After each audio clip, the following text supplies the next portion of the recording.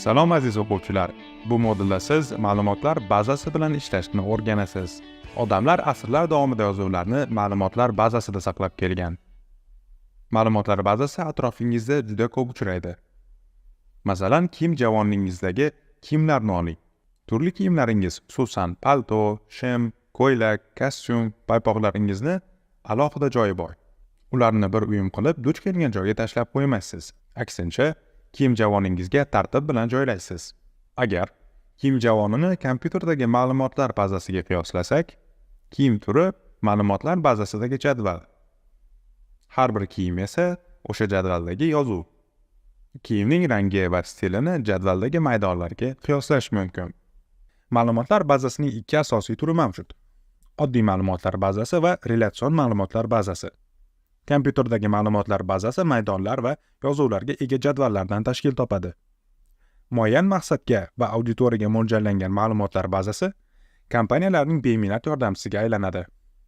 Oddiy faylli ma'lumotlar bazasi bir tashkilotga oid ma'lumotlarning bir jadvalda ifodalanishi. Relatsion ma'lumotlar bazasi bir nechta jadvallardan iborat ma'lumotlar bazasi. Jadvallarning har birida o'zaro bog'langan maydonlar joylashadi. Ma'lumotlar bazasi tuzilmasini yaratish. Oddiy ma'lumotlar bazasi bir tashkilotga tegishli barcha ma'lumotlar to'plamidan iborat jadval. Bunda ma'lumotlar jadval qatorlarida saqlanadi. Bu turdagi ma'lumotlar bazasini mahalliy go'zallik salonida uchratasiz. Ular mijozlarning ismi, manzili, telefon raqami, tavallud sanasi, sochining rangi va uzunligi, go'zallik muolajalari, oxirgi tashrif sanasi, xizmatlarning bahosi kabi ma'lumotlarni saqlashi mumkin. Mijoz har safar tashrif buyurganda yangi ma'lumot qatoriga qo'shiladi. Umuman olganda yangi ma'lumot kiritish ko'p vaqt oladi. Shu bois oddiy ma'lumotlar bazasi ma'lumotlarni boshqarishning nisbatan samarasiz usuli hisoblanadi.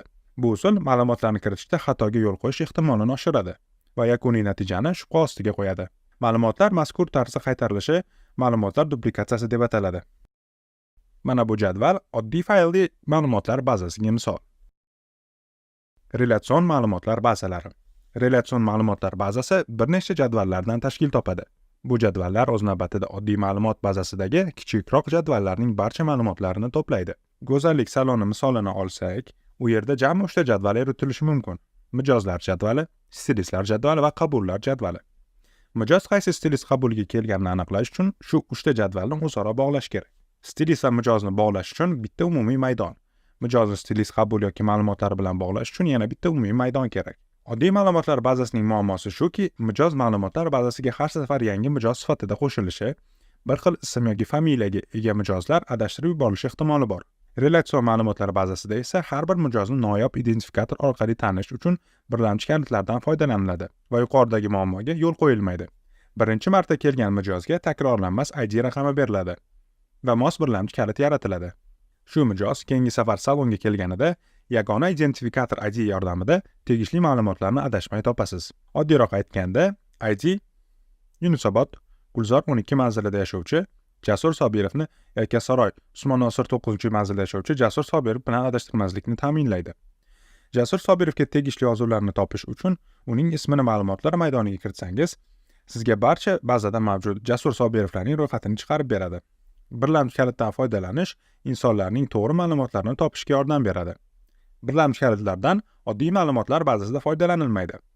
Relatsion ma'lumotlar bazasini yaratish uchun maxsus ma'lumotlar bazasi dasturidan foydalanish kerak bo'lsa, oddiy ma'lumotlar bazasini elektron jadval dasturi yordamida ham tayyorlash mumkin. Birlamchi kalit. Ma'lumotlar bazasidagi har bir yozuvning yagona identifikatori. Ma'lumotlar maydoni.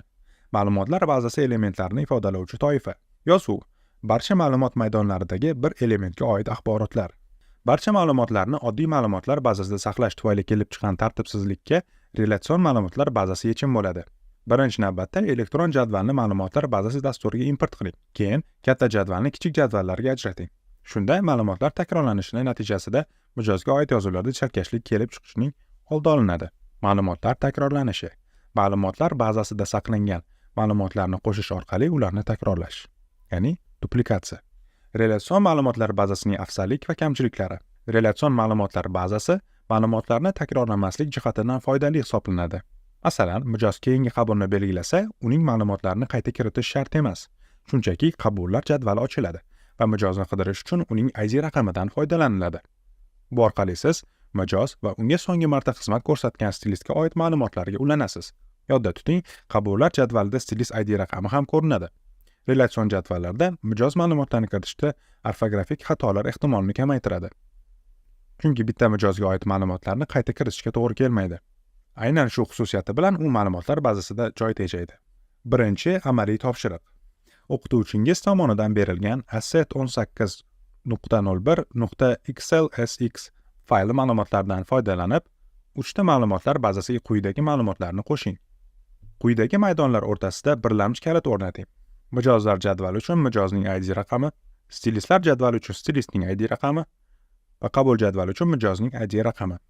Shu uchta jadvalni ma'lumotlar bilan to'ldiring. Ma'lumotlar bazasidagi dasturga uchta jadvalni o'rnatgach, ularni bog'lash uchun link yarating. Mijozlar jadvaliga mijozning ID raqami, ismi, manzili, telefon raqami, tavallud sanasi, sochining rangi, uzunligi, qabul muolajasi kabi maydonlarni qo'shing. Stilistlar jadvaliga esa stilistning ID raqami, stilistning ismi, ish vaqti, darajasi kabi maydonlarni qo'shing. Qabullar jadvaliga esa mijozning ID raqami, stilist ID raqami, uchrashuv sanasi va vaqti kabi maydonlarni qo'shing. Maydonlar qo'shilgandan keyin maydonlarga ma'lumotlarni kiriting. Mijoz IDsiga 111 AD, ismiga Azizov, manziliga Amir Temur ko'chasi 101, telefon raqami 97-777-77-77, tavallud sanasi 1-yanvar 2011-yil, sochining rangi qora, uzunligi 175 cm, qabul muolajasi soch parvarishi. Stilistlar jadvaliga stilist ID raqami uchun 255 BY, ismi Ahror, ish vaqti 9 dan, darajasi direktor ma'lumotlarni kiriting.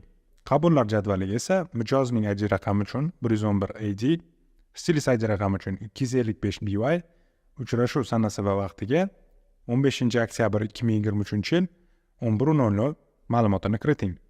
Ma'lumotlarni kiritgandan keyin ularni bir-biriga bog'lang. Buning uchun Design View menyusiga o'tib, bog'lanadigan maydon ma'lumotlar turiga Lookup Wizardni tanlang. Endi mijozlar jadvali va stilistlar jadvalini qabullar jadvaliga bog'lash uchun qabullar jadvalida Design View rejimiga o'ting. Mijozning ID raqami maydoniga ma'lumot turiga Lookup Wizardni tanlang. Birinchi tanlov, ya'ni I want to look up field to get values from another table or query. Ya'ni lookup maydoni qiymatlarni boshqa jadval yoki querydan olib kelishini xohlayman tanlovini belgilang. Next tugmasini bosing va mijozlar jadvalini tanlang. ID maydonini o'ng tarafdagi maydonga o'tkazing. Next tugmasini bosing va so'nggida Finish tugmasini bosing. Lookup Wizard sizdan jadvalni saqlashni so'raydi. Yes tugmasini bosing. Xuddi shu ishni stilist ID raqami bilan ham qilamiz. Ma'lumot turiga Lookup Wizardni tanlaymiz. Lookup maydoni qiymatlarni boshqa jadvaldan olib kelishni xohlayman tanlovini belgilaymiz. Next tugmasini bosamiz. Bu safar stilistlar jadvalini tanlaymiz. Next tugmasini bosamiz. ID-ni o'ng maydonga o'tkazamiz. Next tugmasini bosamiz. Next tugmasini bosamiz va Finish tugmasini bosamiz. Lookup Wizard bizdan jadvalni saqlashni so'raydi. Yes tugmasini bosamiz. Endi esa Database Tools bo'limidan Relationships buyrug'ini tanlaymiz. Biz bog'lagan ma'lumotlar shu ko'rinishda paydo bo'ladi. Ya'ni mijozning ID raqami mijozlar jadvalidagi ID raqamga bog'langan. Stilist ID raqami esa stilistlar jadvalidagi ID raqamlarga bog'langan. Ma'lumotlar bazasidagi uchta jadvalning o'zaro aloqasi quyidagi ko'rinishda bo'ladi. 3-savol. Birlamchi kalitlarning har bir jadvaldagi funksiyasini tushuntiring. Ularning ahamiyatini izohlang. Ma'lumot turlari. Relatsion ma'lumotlar bazasini o'rnatar ekansiz, har bir bog'langan jadvalning maydoni uchun matn, son, o'nlik son, valyuta, sana, vaqt singari muayyan ma'lumot turi tanlanadi. Auto numbers. Har bir yangi yozuv kiritilgandan keyin avtomatik qo'yiladigan raqamlar. Birlamchi kalitlar auto numbers hisoblanadi. Har bir jadvalda faqat bitta birlamchi kalit bo'ladi. Birlamchi kalitni boshqa jadvalga kiritsangiz, auto numbers ma'lumoti turi ishlamay qoladi. Boshqa jadvalda qo'llangan birlamchi kalitga nisbatan tashqi kalit atamasi qo'llanadi. Ma'lumot turi. har bir maydonga joylanadigan ma'lumotlar. Ular sirasiga sana, vaqt, matn va hokazolar kiradi. Boolean operatorlar, and, or va not mantiqiy operatorlari. Ulardan ma'lumotlarni qidirishni osonlashtirish uchun foydalaniladi. Matn alifbo harflari va ayrim raqamlardan bo'lgan eng keng tarqalgan ma'lumot turi hisoblanadi. Har qanday ma'lumot uchun matndan foydalanish mumkin. U boshqa ma'lumot turlari kabi qat'iy cheklovlarga ega emas. Matn mijozlarning ismi, telefon raqamlarini ifodalash uchun qulay. Telefon raqamlari 0 bilan boshlansa, raqam sifatida qabul qilinmaydi. Son 0 dan katta raqam bilan boshlanuvchi raqamlardan iborat ma'lumot turi. Ular butun yoki kasr sonlar, foizlar bilan birga kelishi mumkin. Raqamlar mijoz raqami yoki zaxira raqamini ifodalash uchun optimal tanlov. Harflar bilan aralash holda keluvchi alfanumeric raqamlar matn sifatida qabul qilinadi. Sana va vaqt, ya'ni date and time. Sana va vaqtni ifodalovchi ma'lumot turi bo'lib, uning bir nechta formatlari mavjud. Jumladan, sana va vaqtni umumiy, uzun, o'rtacha yoki qisqa shaklda formatlash mumkin. Agar ma'lumotlar turi sifatida ma'lum format tanlansa, sana va vaqtni boshqa formati kirita olmaysiz. Masalan, vaqtning uzun formati faqat soat, daqiqa va soniyalarni ko'rsatish uchun tanlanadi. 23, 26, 36 kechasi soat 11 dan 26 daqiqa 36 soniya o'tganini ifodalaydi. Vaqtni boshqa formatga kiritishga harakat qilsangiz, error xabari paydo bo'ladi. Valyuta ma'lumotlar turi sifatida barcha valyuta belgilarini o'z ichiga oladi. Dastlab kompyuterning boshqaruv panelida Region and Language sozlamasi o'zgartiriladi.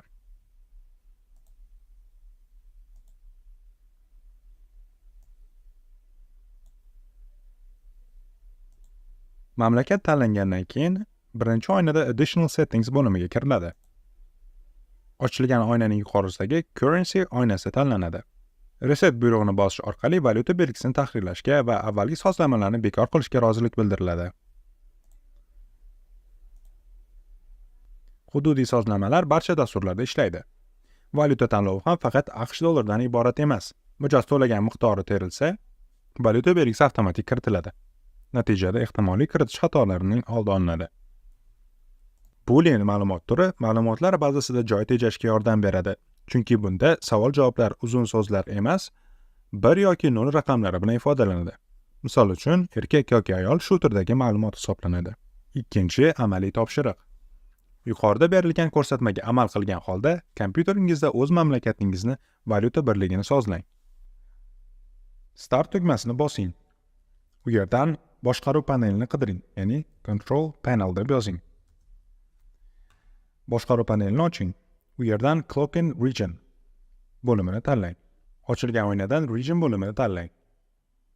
Format ostidagi ochiluvchi menyuni ochib, o'zingizga kerakli formatni tanlang.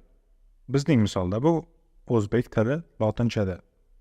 Additional Settings tugmasini bosib, Currency oynasiga o'ting. Agar sizda so'm belgilanmagan bo'lsa, Reset tugmasini bosing. OK yoki Apply tugmasini bosib, oynalardan chiqing. Ma'lumotlar bazasida multimedia elementlari uchun bo'sh joy yaratish. Tijorat sohasidagi loyihalarda ko'pincha tasvir, video, audio singari multimedia elementlarini ma'lumotlar bazasiga kiritish talab qilinadi. Bu vazifani bajarishda sizga Object Linking and Embedding, ya'ni OLE nomli ma'lumot turi yordam beradi. OLE ma'lumotlar bazasiga joylanadigan ma'lumot turli formatdagi ma'lumotni o'z ichiga oladi. OLE matn, tasvir, audio, video va boshqa multimedia materiallarini joylash uchun hoshiya yoki bo'sh maydon ajratish. Ushbu jadvalni alohida ish varog'iga joylashtiring. Ma'lumotlar bazasi uchun ma'lumot turlarini aniqlang va har biriga misol keltiring. Quyidagi jadvalni alohida ish varag'ida qayta ishlang. Uni to'ldirish uchun Asset 1802 ACCDB faylidan foydalaning. Maydon xususiyatlari. Jadvaldagi maydon nomlari qisqa va ma'noli bo'lishi kerak. Masalan, tavallud sanasi uchun TS, mijozning ID raqami uchun mijoz ID ifodalari ma'lumotlar bazasidan aniqlash oson. Qolaversa, maydon nomi qancha qisqa bo'lsa, ma'lumotlar bazasida shuncha ko'p joy tejab qolasiz. Belgilangan maydonning ichki turini ham tahrirlash mumkin. Sonli maydonni tanlasangiz va son 2 xonali, o'nli kasr ko'rinishda bo'lishini istasangiz, quyida ko'rsatilgan tartibda tahrirlashingiz kerak. Ya'ni decimal places o'rniga tanlanadigan menyudan quyidagini tanlashingiz kerak. Tashqi ma'lumotlar. Ma'lumotlar bazasi fayliga tashqi ma'lumotni import qilishdan oldin uning strukturasini aniqlab oling. Ma'lumotlar bazasi faylning har xil formatlarini qabul qiladi. Bular CSV, TXT va RTF. Shular jumlasiga kiradi. CSV bu comma separated values, ya'ni vergul bilan ajratiladigan qiymatlar. Bu faylda har bir yozuv bir qatorda saqlanadi. Bu fayl formati har bir maydon vergul bilan ajratiladigan fayl formati hisoblanadi. CSV fayldagi yozuvga misol. Bu misolning kontentida birinchi maydon mijozning ismi, keyingi maydon uning manzili, telefon raqami va boshqalar bilan ketma-ket keladi. Har bir vergul ma'lumotlar bazasi jadvalidagi keyingi maydonni bildiradi. 3-amaliy topshiriq. CSV faylini 2 qator ma'lumot va taxminan 5 xil maydonga ega elektron jadval dasturida kompilyatsiya qiling. Tayyor hujjatga mos nom yozing va CSV fayl formatida saqlang. Buning uchun fayl menyusidan Export byuroni tanlang. Change File Type byuroni tanlang. U yerdan esa CSV, ya'ni Comma Separated Values formatini tanlang va Save As tugmasini bosing. Tayyor hujjatga mos nom yozing va CSV fayl formatida saqlang.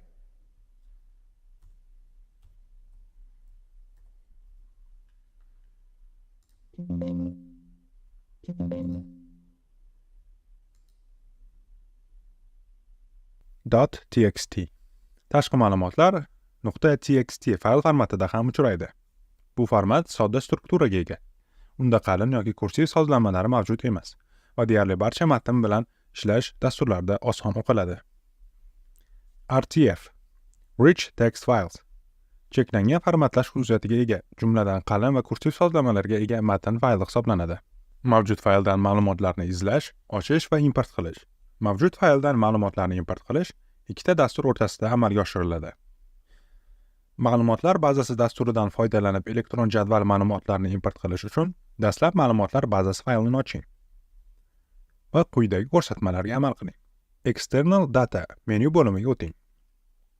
Import and Link bo'limidan More tugmasini bosing va o'zingizga kerakli formatni tanlang. Saved import manbasi deb avval yaratilgan kompyuter yoki boshqa joyda saqlangan ma'lumot fayliga aytiladi. Ma'lumotlar manbasini masofaviy SQL ma'lumotlar bazasidan saqlash mumkin. Ushbu vaziyatda ulardagi yozuvlarga maxsus ODBC driverlar orqali ulanasiz. Onlayn do'kon ma'lumotlari aynan shu manbaga misol bo'ladi. Onlayn do'kon mahsulotlarini ko'rayotgan vaqtda do'kon veb-sayti SQL ma'lumotlar bazasiga muntazam so'rov yuborib turadi. Ma'lumotlar bazasi yaratilgach, uni masofaviy, ya'ni internetdagi yoki mahalliy serverda joylashgan boshqa ma'lumotlar bazasi bilan bog'lash uchun External Data menyusi variantlaridan foydalaniladi. Relatsion ma'lumotlar bazasida birlamchi va tashqi kalitlarning ahamiyati. Birlamchi kalit relatsion bazada har bir yangi yozuvga yagona kodni ilova qilish vazifasini bajaradi. Natijada bir xil maydon nomlariga ega yozuvlarni tanlashda chalkashlik yuz bermaydi. Jadvalda faqat bitta birlamchi kalit bo'ladi. Tashqi kalitlar ham muayyan jadvalning birlamchi kaliti hisoblanadi. Ammo bu jadvaldan boshqa jadvalga kiritilganda ular tashqi kalitga aylanadi. Birlamchi kalit va tashqi kalitlar o'rtasidagi farqlar quyida berilgan. Bu yerda mijoz ID mijozlar jadvalida birlamchi, stilistlar jadvali yoki qabullar jadvali uchun tashqi kalit vazifasini bajaradi. 4-amaliy topshiriq. O'qituvchingiz taqdim etgan 1802 ACCDB fayldan relatsion ma'lumotlar bazasini toping va quyidagi amallarni bajaring. Ma'lumotlar bazasidagi 3 ta jadvalga ma'lumot kiriting. Har bir jadval uchun mos birlamchi kalit yarating. Birlamchi kalit, misol uchun mijoz ID yoki sotuvchi ID.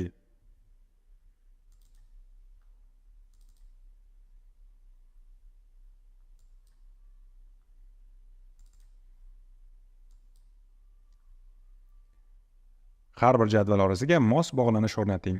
Barcha jadvallar bir-biriga bog'lanadi. Ma'lumotlar bazasidagi 3 ta jadvalning o'zaro aloqasi.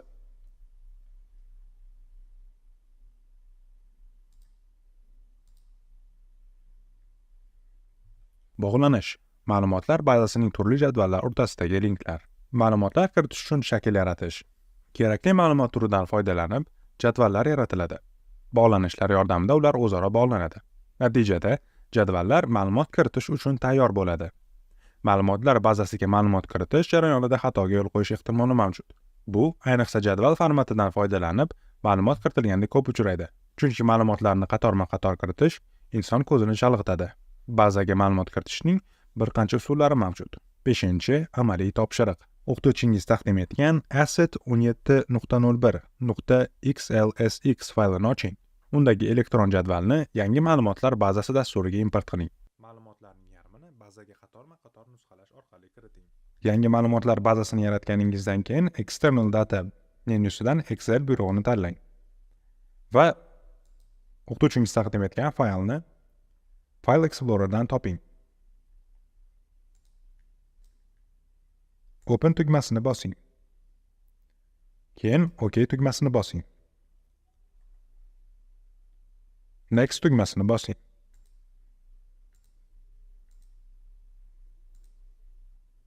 Finish tugmasini bosing. Close tugmasini bosing. Yangi jadvalda siz import qilgan fayllar paydo bo'ladi. Ma'lumotlarning yarmini bazaga qatorma-qator nusxalash orqali kiriting. External Data menyusida Word Merge tugmasini bosing. U yerdan Create a new document and then link data to it tanlovini tanlang. OK tugmasini bosing. Yangi Microsoft Word hujjati ekranning o'ng tomonida joylashgan panel bilan ochiladi. Insert Merge Field tugmasi bosiladi. Bu ma'lumotlar bazasidagi barcha maydonlarni ko'rsatadi. Microsoft Word hujjatida istalgan maydon ustiga bosiladi.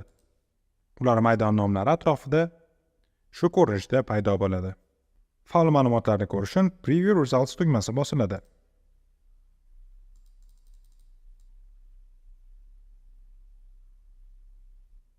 Undan yozuv orasida harakatlanishda foydalaniladi. Ma'lumotlar bazasi dasturining uskunalari tayyor formatlardan foydalanib form obyektini yaratishga ko'maklashadi. Forms buyrug'i jadvalda mavjud ma'lumotlarni standart yozuv shakliga o'girib beradi. Hosil bo'lgan shaklga yangi yozuv qo'shish uchun so'nggi kiritilgan yozuvdan keyin ma'lumot kiritish kifoya. Form obyektining asosiy xususiyatlari. Select tahrirlash uchun sizda mavjud shakllarni belgilaydi. Text box matn maydoni. Ma'lumot kiritish uchun to'rtburchak matn oynasi o'rnatadi. Label yorliq shakldagi mavjud obyektlarni nomlaydi. Masalan, ism maydoni uchun ajratilgan matn maydoniga ism yorlig'ini yozasiz. Button ya'ni tugma. Dialog oynasidan foydalanishga biror amalni tanlashga xizmat qiladi. Masalan, form obyektini ochish yoki yopish amalini tugmalar orqali bajarsa bo'ladi. Tab Control oynalarni boshqarish.